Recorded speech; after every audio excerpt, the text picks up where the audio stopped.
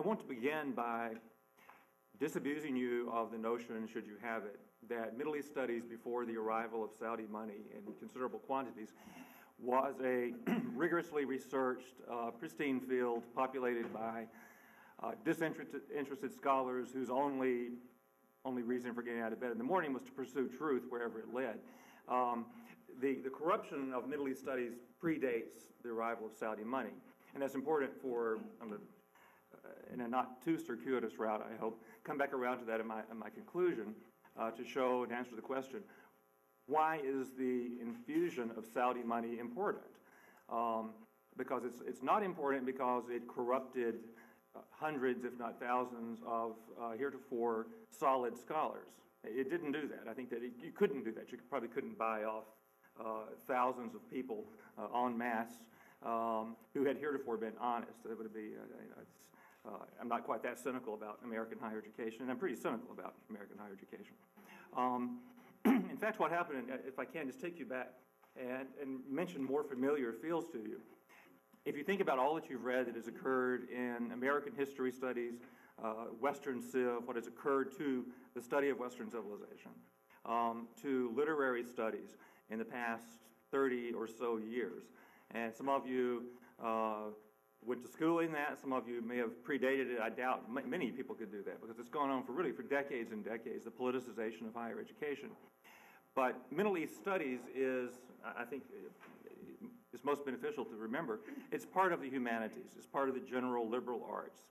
And so it would be asking a great deal to assume that it was unaffected by all of the turmoil and the intellectual revolution, really, that has occurred in the humanities since the 1960s in particular.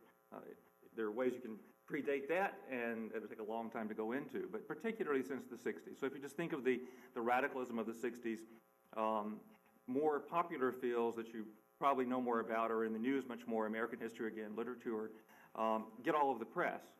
Middle East studies has, before September 11th, been seen mostly as a rather exotic, esoteric field, populated by would-be Indiana Jones types or people who are even perhaps mustier and more manuscript-bound than historians of other fields. I was trained as a historian, so I can talk about them. I know them.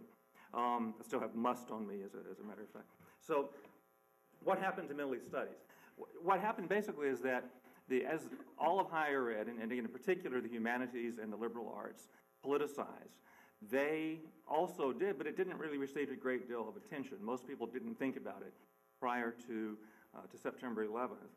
Sarah mentioned a guy I want to say a couple of words about, which is Edward Said. Said, as most of you know, he died in 2003. He was a professor at Columbia, but very crucially, he was a professor of English literature. He was not a professor of Middle East studies.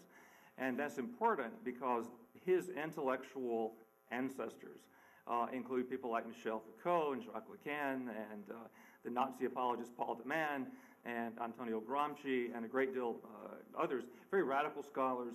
And what you see in their work is fundamentally, I think, a denial of the possibility of reaching truth. Now, of course, they stated this without a hint of irony, dogmatically, which is intellectually incoherent, but that never bothered them. It never bothered their supporters. It doesn't bother the supporters now. So to be dogmatically anti-dogmatic is, I would say, a cardinal vice of the academic left.